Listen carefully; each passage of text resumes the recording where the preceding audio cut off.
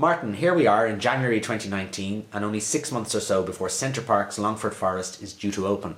How are preparations going? Yeah, I mean, it's so exciting. As you say, we're within 5.5, 6 months of opening now. And I have to say, the project is going extremely well. We're absolutely on schedule, there's no question about that. We're on budget, which for a construction project, is not often the case. So I'm really pleased with the way that we've been able to control the costs of the project. And actually the standard and the quality of workmanship that the contractors, both CISC and Roadbridge are actually undertaking is absolutely first class, and we're absolutely delighted with their performance. So, from a construction progress perspective, the project is going extremely well, and we are very, very confident of being open in the summer. To which, our marketing campaign is now in full swing. Yeah, I've seen the television ads. Absolutely, we launched over Christmas, so we're now on TV. We're on, poster sites. We're on cinema. There'll be obviously lots of social media as well. So, the marketing campaign is going to build up and build up and build up as we get closer to the opening time. Because of course you're introducing the Center Parcs concept to the Irish market. Absolutely, our brand awareness in the UK is at 100%. In Ireland it's obviously very, very low at the moment, so we've got to really drive a lot of marketing collateral into the marketplace in Ireland to get that brand awareness to build and to get people to consider booking a Center Parcs holiday. So that's going well. Our Irish website is now live. We're now taking bookings. We've been taking bookings for just a couple of weeks, and we've already got over 1,000 bookings from Excellent. Irish customers. So certainly, people are showing interest and booking their Center Parcs Irish holiday. Great. So it's all very exciting. Yeah. And talk to us about the scale of Longford Forest, because I've just arrived here. I've driven through the site, and the amount of construction workers, the amount of lodges either already constructed or in the process of being constructed, it's really impressive stuff. Yeah, I mean, it's 400 acres of forest in Newcastle Wood, as you know, close to Ballymahon. We have got over 500 lodges being constructed. They're all at a certain stage of construction now, so there's none that haven't yet started. Yeah. We've actually got the keys handed over to over 150, and we're now starting to put the furniture and the carpets and the curtains and things into those lodges. And so we're in one at the moment. We're in one at the moment. And they're very impressive. Absolutely, and this is the finished article. This is what the guest will experience when they come for the holiday. So from a scale point of view, we're obviously building a massive indoor water park called the Subtropical Swimming Paradise. We've got 12 or more restaurants, cafes and bars. We've got retail shops, a supermarket, over 100 different leisure activities, a magnificent spa as well for the sort of people to use while they're here on holiday. So the scale of it is significant. It certainly is. And I think I remember reading in your press releases and stuff, around 230 million euro is going to the site, and about 1,000 permanent employees. I mean, absolutely. Longford, has never really experienced this sort of investment, certainly from a tourism perspective in the past. No, the overall investment in the project is 233 million euros, which is a significant investment, of course, in a capital project. There's probably 800 construction workers on site currently as we speak, and we anticipate that to increase slightly as we go forward.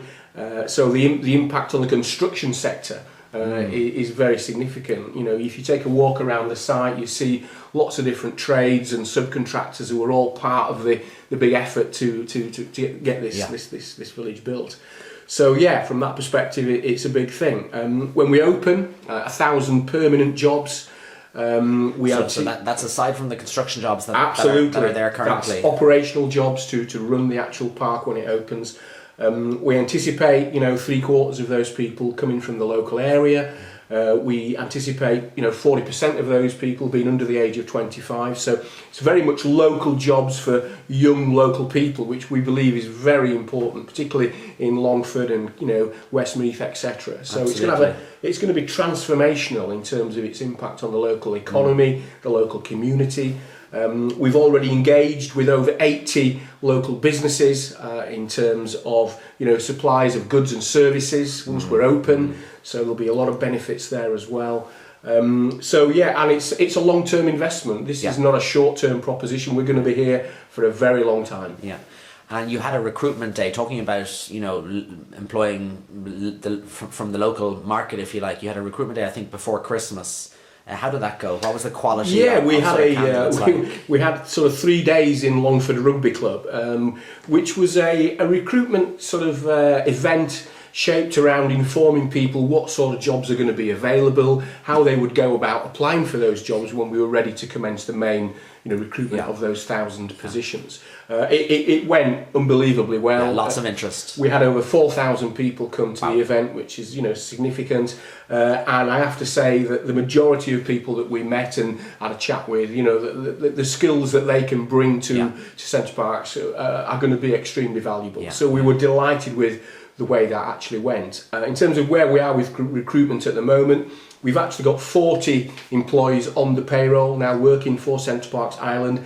We've got another 44 that we've made an offer to, so we're getting close to having our first 100 employees actually working for Center Parcs. And then the main recruitment drive of the other 900 commences in the next few weeks. Yeah. So there's going to be lots of road shows and fairs and events and a lot of advertising and all that kind of thing happening in the coming weeks and months. Brilliant.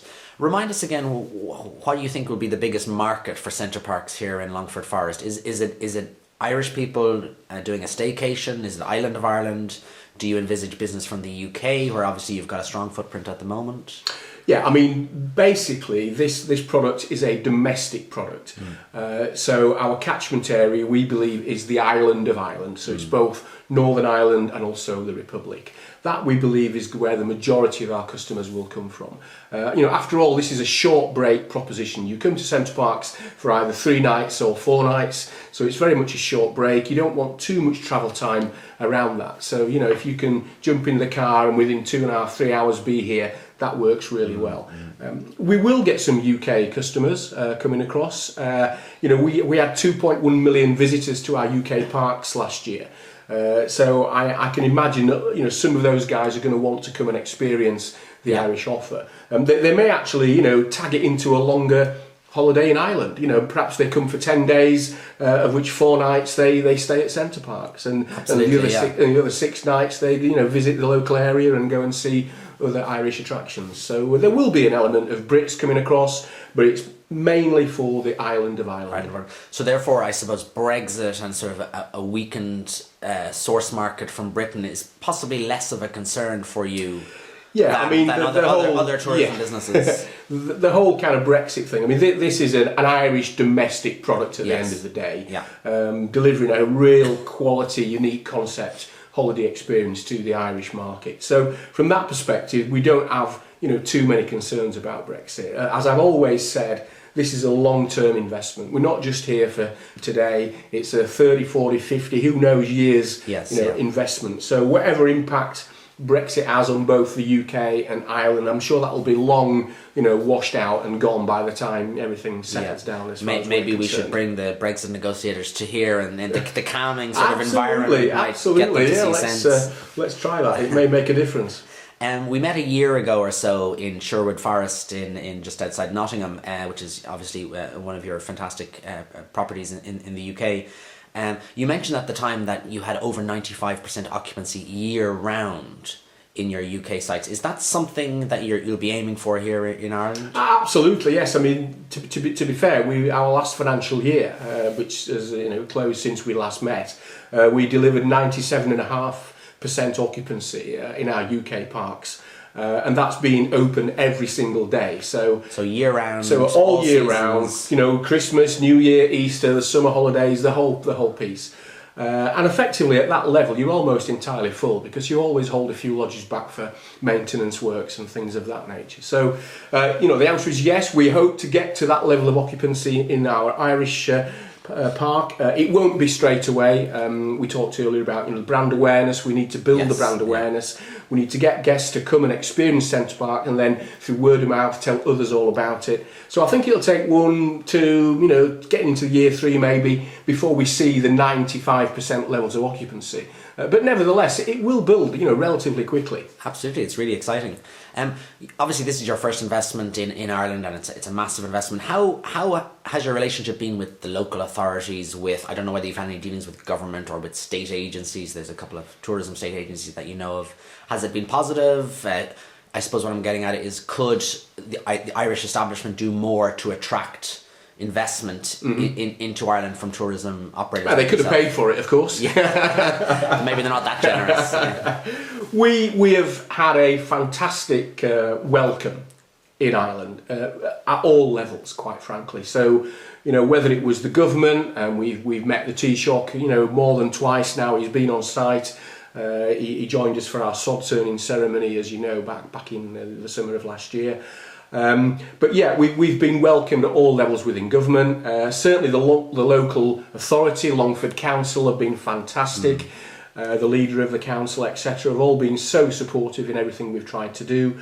I think equally that some of the other organisations, Fulshire Island, the IDA, and then there was Quelshire, who we actually bought the land off as well in the first place. Because ultimately it's a forest park. Absolutely. Everyone has been so supportive. But I would say that the biggest welcome of all has been with the local community. Yes. And we've now made lots and lots of friends. Yeah. And, interestingly, tonight I'm going to the community forum that we hold every 3 months to update all the local people, our new neighbours, you might say, on how the project is progressing, how the recruitment drive is progressing, and show them some movie and some pictures of where we've got to with all that construction activity. So we feel very welcomed by everyone, and it's been such a pleasure to therefore undertake this project, knowing that everybody feels it's a really good thing to be doing. Great. Well, we in the Irish tourism industry certainly think it's a wonderful project, a wonderful concept, certainly for the area that we're in, the Midlands, Longford, Westmeath, areas that maybe wouldn't have got the attention